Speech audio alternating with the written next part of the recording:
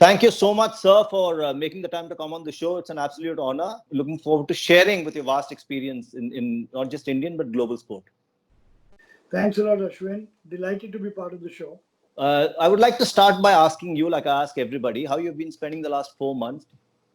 Well, I think in the beginning it was difficult because you felt restricted, limited. You couldn't go out. There was fear. You didn't know what to expect. But I think gradually you tend to fall into a routine. Mm-hmm. You read, you relax, you try and get some exercise, you catch up with friends. So now I think it's pretty established. You know how the day is going to go. Okay. And one has got used to it and making the most of this opportunity actually of being home, having time, and Okay. to get to do things which you were either ignoring or were not able to do earlier. So Mm-hmm. while it's a bit of a problem of being restricted, it's also I think an opportunity to catch up with a lot of things you could not earlier.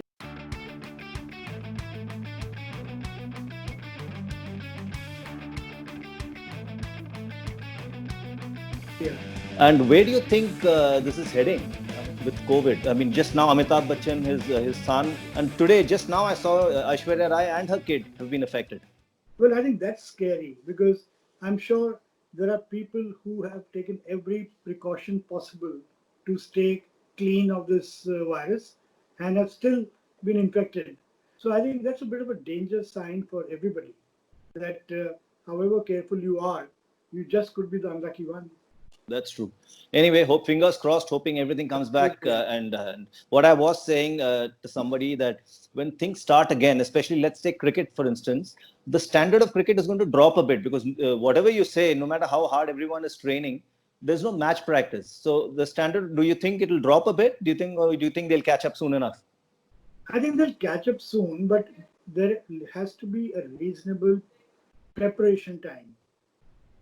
I read a Mm-hmm. statement from, I think, Bharat Arun, the Indian bowling coach, Mm-hmm. saying that you require at least 6 weeks for a bowler to get into top rhythm of training and practice. So that's Okay. just training and practice. Then you also need match time. So True. even when things get better, you're looking at maybe a 2 month window before players can be in top peak form, so to say. So where does that leave IPL? Because they're talking about IPL in September or October. We hardly have any time.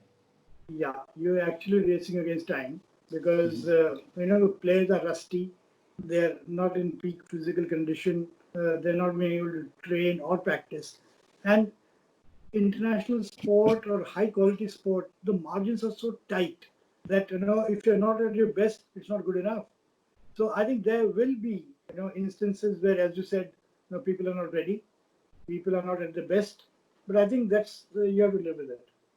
Well, everyone's on an even playing field, so I guess everyone's not ready. So it's fair enough. How did this journey begin for you, sir? Were you interested in sport right from the beginning, or how did it happen? Yeah, actually, it's an interesting, story, and almost as an accident. See, I joined the government like so many others to do a regular government job. I happened to join the railways, and soon on joining, I got into contact with Mr. Mother of India, who was the railway minister, my minister, immediate minister, and he was very keen on sport. He liked to play social cricket on weekends, and I had some background of having played cricket for at the at the state schools level, under 19 level, under 22 level for Rajasthan as part of the Delhi University team, which was the national champions, Rohinton Baria winners. Oh, And we had a university team which ultimately 5, 6 guys went on to play for India. So it was a reasonably decent level of cricket, and I had a background. Most of my friends were into cricket, and I had a deep passion, like everybody else, for cricket anyway. So when with Mr. Scindia, we got into the social cricket, and he took some kind of a sort of liking for me, and he suddenly appointed me Secretary of Railway Sports. Now, this is a position normally which is 10 to 15 years my of seniority, and I was practically raw. I was just a newly appointed officer. But he gave me the position which should have rightfully come to somebody after 15 years of service. okay. The railways is a part of every national federation: hockey, cricket, football, basketball, volleyball, etc. So suddenly I had this opening in sport where I was representing the Railways, which is a strong sports organization on every national federation, including the BCCI. And Okay. as the BCCI and cricket was of more interest, I paid more attention to that. Mm-hmm. Another reason for paying more attention to cricket was that Mr. Sindhya, my minister, was also on the BCCI, Mm-hmm. representing Madhya Pradesh, and soon he became the board president. Yeah. So effectively, when he became board president, my role also increased being with him. I ran his Okay. office for 3 years, and Okay. that's how the entire cricket journey started. As I said, it was an accident. I Mm-hmm. joined the do a regular government job, and suddenly Mm-hmm. within 2 years, I was in the middle of sport. I was on the Mm-hmm. BCCI. I was on every Mm-hmm. national federation, and I Mm-hmm. was seen to be a trusted person of Mr. Sindhya. But the Railways, I remember Railways beat Tamil Nadu to win the Ranji Trophy in, was that 87 or 88? Was that during your No, tenure? no. That's the year we lost to Tamil Nadu in the final. Oh, you lost to Tamil Nadu. Okay. We lost to Tamil Nadu in the final. Uh-huh. And yeah, that was early years for me Mm-hmm. as the Secretary Railway Sports. But we had a good team. And the Mm-hmm. fact that we reached the final itself was very creditable. Later on, the Railways went on to win Ranji Trophy twice. But Okay. as I said, my participation, involvement in sport was completely accidental. You Uh-huh. know, it started with being a member of the BCCI very early. Then I think around 91, 92, Mr. Sindhya just appointed me manager of the Indian team to South Africa. That was the Okay. first ever time, India was traveling to South Africa. That was South Africa's re-admission into cricket after apartheid and after many, many decades of isolation. So that was a Uh-huh. big event worldwide in terms of cricket. And it Uh-huh. was a central tour. And that was a time when India did not recognize the government of South Africa. Our passports used to be stamped not valid for Israel and South Africa. We didn't recognize the government there. We had no representation there. Nobody knew what South Africa was like. No Indian cricket team member had traveled to South Africa. Mm-hmm. So it was like going into a dark tunnel, not knowing Okay. anything. Mm-hmm. So that was one sort of big opportunity for me that I was considered worthy of being the manager of a team.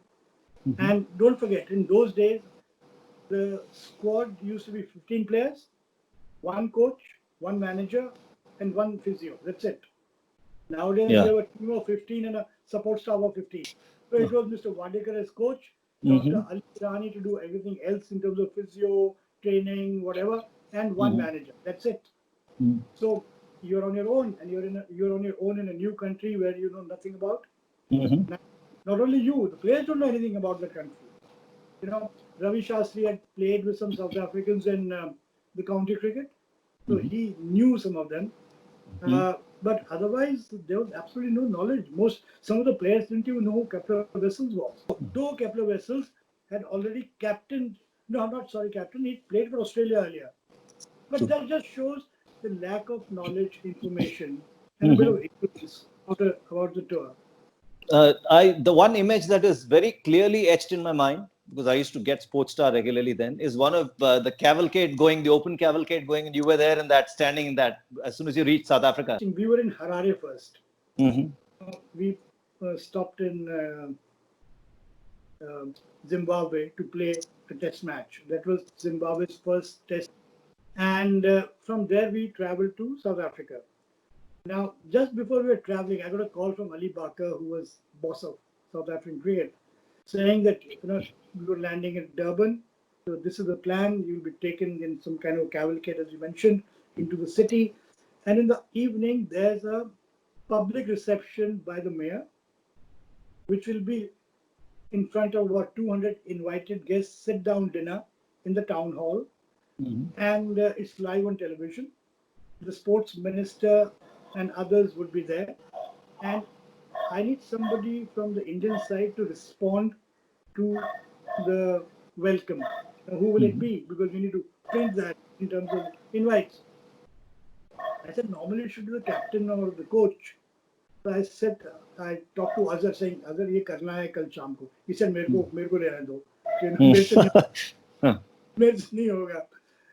So I spoke to Ajit as the coach. I said, sir, आप senior हो captain, तो आप करो. He said, नहीं तू करना, तू manager है, तू manager तू कर. So suddenly, I found myself in front of these invited guests, formal, sit down, banquet, live television, big shots on the main dais. So I just realized that it's a job which is responsible. As the manager, you are head of the delegation, Mm-hmm. you represent BCCI, and in Mm-hmm. fact, you represent India at that time. And the manager, is the boss. The manager decides on a tour. He has that powers which the BCCI invests in him. He will decide whether to accept an invitation for an evening function, whether to go, not to go, if to go, what dress code to have, how much time you'll spend. So the manager will decide, okay, this is an official function, blazer and tie. This is informal, you know, shirt and trouser, no jeans, Mm-hmm. lace Mm-hmm. shoes. So even these small things, the manager is a boss. Mm-hmm. And I had a team where we had stalwarts. We had Kapil Dev, we had Ravi Shastri, we had, you know, um, other seniors. We had Kumble, Tendulkar, Mr. Wadekar as coach. And I was untrained. I didn't know what the job was of the manager, except, I had a broad idea, but I didn't know it went into so much detail. And especially in South Africa, where there's, you know, as I said, uncharted territory, completely new. Mm-hmm. So it was learning on the job technically for you. And Absolutely. And the interesting part is that Mr. Mandela had just been released from his prolonged imprisonment, and because of his um, past associations with Gandhi and India, we were supposed to go and call on him and just pay respects. So soon as we landed, I asked for that meeting through Dr. Ali Bakar, and which was granted. mm-hmm. And we were taken to him, and he was staying in a very high security area of Johannesburg. Johannesburg, as you know, is also pretty lawless in terms of Yeah. crime. Anyway, with him, the security was at a different level, Mm-hmm. and we were ushered in through one sort of room and into the next, and ultimately into a hall where we all stood waiting for him. Mm-hmm. He arrived, and as manager, I'd prepared a 2-minute speech to sort of thank him for giving us time and to meet us, Mm-hmm. that kind of a thing. Mm-hmm. When he came, I recited my prepared 2-minute bhashan, Mm-hmm. and suddenly after I finished, there was silence, and he said nothing, and it became a very uncomfortable wait Mm-hmm. where Mm-hmm. we're standing. He's standing next to me. The entire team is in a group. और कुछ हो ही नहीं रहा. Uh-huh. And after almost a minute or 2 minutes, which is a very long period when you're just waiting, one person came rushing in with a piece of paper, which was handed over to Mr. Mandela. That was his speech in return to thank us. Oh. So he read that out. And I Okay. was thinking, here am I, one nobody, Mm-hmm. who's come prepared and recited his speech. And here is the Nelson Mandela, a great man whom we all look up to him with awe, and you get this feeling that you're in the presence of a great person. He Mm-hmm. exudes that kind of aura of goodness and well-being when you're with him. Mm-hmm. You just have to be present in the room to realize that this person is super special.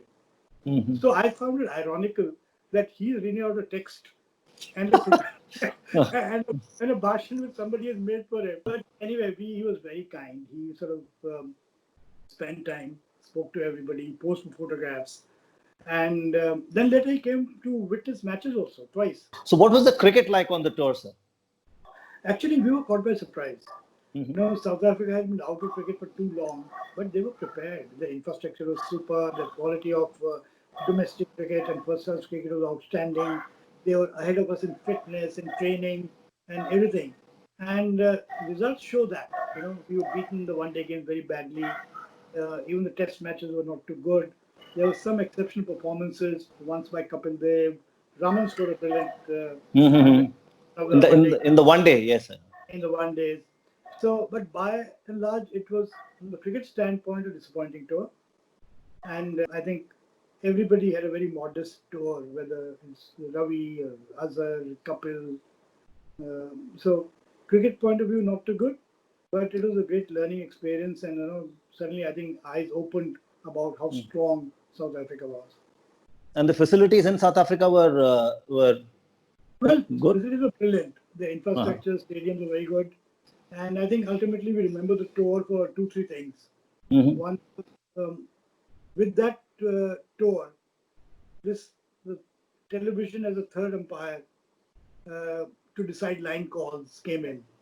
Okay. And that was an experiment that started with that tour. And we had Sachin as the first person to be dismissed, run out. Mm-hmm. And I remember we were sitting on along the boundary, and we all thought he was in. You know, when the ball hit the non-striker's end, we thought he was comfortably in. But when we saw the footage, he was short by a distance. So that was something new in terms of television adjudicating line calls. Also remember Praveen Amrit scoring 100 on debut. Yeah. At Durban in tough conditions. And there were some brilliant, pieces of cricket, but overall, not. Any other lasting memory before we move on? Any other lasting memory of that tour? Yeah, we also had this unfortunate incident where during a test match, Kepler Wessels hit Kapil on his ankle because a little earlier Kapil had run out Kirsten at the non-striker's end while Munkard. Following up too far. And that was absolutely unfair on part of Kepler because Kapil, being the good sports person that he is, had warned Gerson twice. Okay. And he came out the third time. And for Kepler to retaliate and show his anger by sort of stabbing him in the ankle with his bat was very unsportsmanlike. So this was the tour that you, after 1992, your next tour was with the Indian team was a few years later. Before that, you joined the Sports Authority of India. Yeah, because I sort of moved from the railways to the Sports Authority, which is also very challenging because as Secretary of the SAI, I'm the Chief Executive. I am responsible to execute every government scheme on sports. Okay. So you're again the main focal point of coordination between the government and all the national federations. Again, whether it's athletics, hockey, football, etc. So that was also very sort of enriching in terms of learning. You meet different kinds of sports person, the different challenges of sports. TT is different from athletics, from football to basketball. And the good point was that because of my experience with the railways over 8-9 years, I knew the sports persons, I knew the officials in the federations, because I was already interacting as Secretary Railways with the same people. So that was a different part of sport. It was actually the focus was away from cricket during that period. Cricket is not part of the SAI activities. But it gives you a sort of 360-degree understanding of how sport works in India, not just cricket. So what was the difference between the scope of the railways job and the Sports Authority of India job? See, the railways job was slightly smaller in scope. And you're doing things only from the railway perspective. But at SAI, you're dealing with the top Indian sports persons across disciplines. So whether it is PT Usha with athletics, Pragat Singh in hockey. At that time, we had the top football players, the basketball players, the boxers. And basically, you are implementing government policy, government schemes of sports development and promotion. So it's a different level and it's wider in scope and different challenge. Because there's always this friction between the government and the federations. Yeah. Federations depend on government for money. At the same time, there's this thing of independence and autonomy, where they do want the government to, interfere. They call it interference. So that's a thin line to, walk. What is interference? What is cooperation, coordination? And the bottom line is that all the activities of the federation are funded by the government. So the government has a right to intervene in a way to see that those funds are utilized in the best possible manner. Okay. The next thing was your trip to the UK with the Indian team. Was that during your tenure as the Sports Authority of India? I'd moved on from the Sports Authority by that time. Okay. Actually, I was fortunate that after Mr. Scindia's term ended with the BCCI, and I didn't have a direct role in the BCCI. I was not even a member because I'd moved on from the railways. Mr. Dalmia, as the board president, also had a lot of trust in me, and he would assign me responsibilities and jobs, though I was not a member of the BCCI. So whether it was the 2002 NatWest Tour, 2003 World Cup South Africa, whether it was the 2004 that big tour to Pakistan, and various other things, I was part of. And I think those were major tours from the Indian cricket perspective. NatWest is something which should be written, in our cricket history as a victory, the famous victory at Lord's. The 2003 World Cup was also, I think, a terrific achievement because despite struggling in the initial phase of the tournament, we reached the final and lost badly, but that's another matter. And 2004 was a big tour to Pakistan after many, many years, and because of the security threat, where we won ultimately, and we had those major moments of victory in the one days and in the test matches with Sehwag's triple hundred.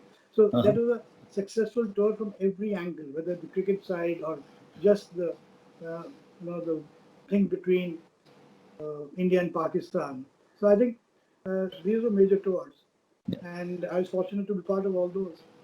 To talk about NatWest first, anything that comes to mind that stands out? Oh yes, because obviously we all know about the story of the final. That we were in a mess, 5 down, 6 down, Sachin out, and a long way to go. And against all odds, I think Kaif and Yuvraj played the way they did. And the Indian fans in the stand had lost hope. People are the usual depressed mood, and some people had left. And then the turnaround came, and you know how things are in the dressing room and things, that there's Tashan, that jo baitha hai wahi rahe, hile nahi, just to maintain that good luck. So all that happened, and while this sort of fight back was going on, I was somewhere else, not in the dressing room, catching up with some people I knew. When I came back, it was about 40-50 runs to go and very close. So I was not allowed in. I just stood at the gate of the dressing room because nobody was allowed to move. That's an interesting memory. But then it was just fantastic, that big win at Lord's against all odds, and the drama of our captain Ganguly, what happened. Yeah. So that's great rejoicing. And I think, the way cricket goes, any success in Australia and England is valued more. England is England, Lord's is special, and this was the final against England. And from a situation where we were, gone, we were finished. So that's memorable. And then the 2003 World Cup is also very, very special. You've already been to South Africa once, so you would have brought a lot of experience to the table. Yeah, South Africa organized a wonderful World Cup. And I think all because of just one person, Dr. Ali Bakar, who was, superb in terms of administration, management. And surprisingly, he was designated as, I think, managing director of the World Cup. Okay. He would carry not even a mobile phone. He would not carry any papers or anything. It was just everything in his head. And he was prepared. He'd sort of sorted things out in advance. And everything was, there. So there's no last minute panic which we see in India, last minute preparation, million things going on, threatening to get out of control. Here was Dr. Barker, cool, everything done, settled, organized. And we had some hiccups on the way, and we were sort of almost on the verge of elimination. Then turned around, and the big game against Pakistan, which also is, at Centurion, where Sachin played that great innings to trash the Pakistani fast bowlers. So those were very strong memories in terms of cricket. And off the field, any memories in South Africa during the World Cup? Well, the major 2003 memories of it was a very tense kind of a tour that we started badly, we performed poorly, and I think we went to Nairobi for a game. Mm-hmm. And the situation was that if we did not win that game, we were out. Okay. And at that time, there was massive criticism of the team. The fans were getting angry. Some houses of some players were being sort of stoned. And there was this perception that the team is not focusing on cricket. And which was not the case. The players were trying their best and doing everything possible, but such as cricket, that sometimes things don't work. Mm-hmm. So I remember, just to deflect or reduce the intensity of the criticism, Sachin came forward to issue a statement to the fans. A simple thing, when he went in front of the camera and said, "Listen, we are trying our best for the country, and we are committed to perform and live up to your expectation." It was totally from the heart, unprepared. We wanted to do that, and I sort of spoke to Sachin saying, "Generally, aisa karna." He said, "हाँ, मैं करूँगा." And he just came there, spoke straight from the heart, and made this appeal to fans to, be calm, not do anything, which is Untoward. Yeah. and it was very good. And I think the team was together, and they were actually totally desperate to win, and they realized they have a great chance being in the final. And what proves that is the disappointment I saw on the faces of the players after it didn't work out. It's not often that you get to see top professionals actually shedding tears. Somehow there is an impression in India that at times that the players don't care.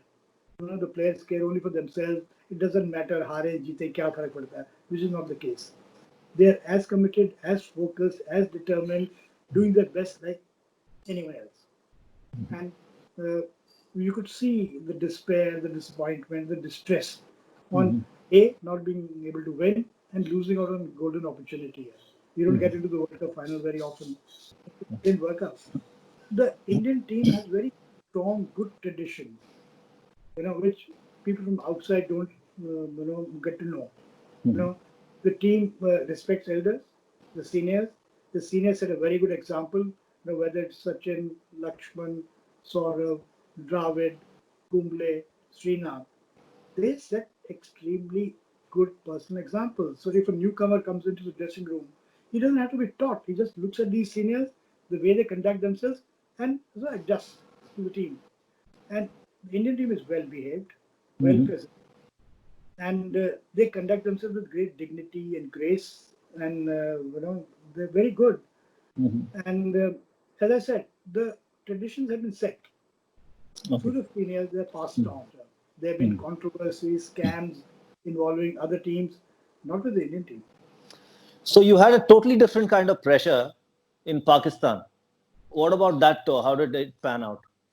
Well, Pakistan was very interesting because before the tour, there was this great doubt and uncertainty whether the tour should be there in the first place or not. There was a security issue. There was a political issue that whether we should be, traveling to Pakistan. And to help make a decision, a security team was sent ahead of the tour to Pakistan, which was Yashovardhan Azad, the Ministry of Home Affairs top security expert, Professor Shetty, and me. So we were told to go to Pakistan, assess situation, look at conditions, meet people, the PCB and the government, come back and tell us whether it is safe and correct for the Indian team to go. So we went, the three of us, and we met the PCB, as Shahryar Saab was the president of PCB at that time. And I had a working relationship with Shahryar Saab because, strangely, before that, when the Pakistani team had toured India, I was assigned to be a coordinator by the BCCI with him because he was such a senior officer. He was retired foreign secretary. So the board and the government felt there should be somebody senior from our side to be in touch with them. So during the tour to India, I was actually with the Pakistani team. I stayed with them at their hotels. I traveled in their team bus. So I was a part of them. So I had a rapport with Shahriar Sahab. And when he went on the security recce, with him we went to the government and they sort of satisfied us about all the measures to put in. We had a lot of demands and requirements into what all the team needed to feel safe. And then ultimately the tour went on. And we went back for the formal tour with Professor Shetty and me as managers of. And in fact, Yash also joined in for a while initially to make sure the right security arrangements were there. Now, that's an unprecedented tour. And we were all taken aback by the warmth and the general, genuine goodwill of everybody in Pakistan. You know, they were more than friendly, very warm. And it was, being welcomed to an extent that you felt you were part of them. And from the Indian team's perspective, it couldn't have been better. We won. We won the one day, we won the test match, and cricket-wise it was great. Any other memories from that tour, sir? Quite a few, because many, something simple, something slightly more important. Like everywhere else, Sachin's fan appeal is enormous. I've seen it earlier. I remember during the World Cup, we were playing, I think, Holland or somebody, first game. After the game, the entire team came to the dressing room just to get a photograph done with Sachin. The players, they came with their wives and kids, and everybody wanted, a photo or an autograph from Sachin. So he's not just a member of the opposing team. He's Sachin Tendulkar. Exactly. The same thing we saw in Pakistan.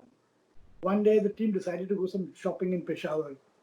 And somehow word got around the Indian team आएगी यहाँ पे कोई carpet वार्पेट देखने.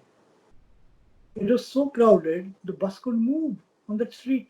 We couldn't get to the shops we were supposed to reach because there were so many people, and it was very difficult to get off and go. So we went somewhere else, at another store slightly far, and it was interesting that we walk into this big carpet store, and as everybody's buying, somebody's buying this and that. The only person disinterested is Sachin, because he said, "I'm not into carpets, sorry." Doesn't it? And the owner of the shop only wanted to sell a carpet to Sachin.